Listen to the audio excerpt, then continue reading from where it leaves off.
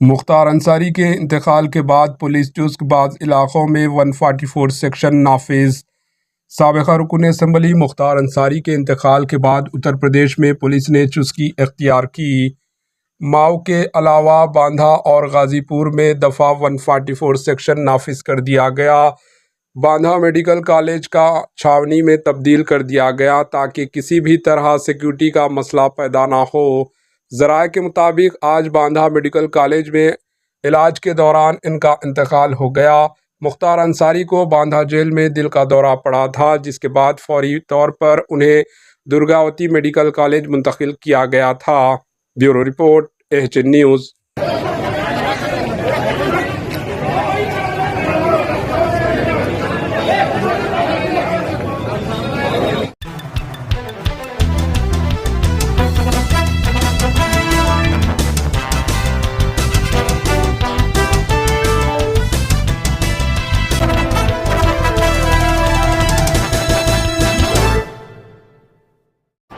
HN news को like करें, share करें और सब्सक्राइब करना ना भूलें।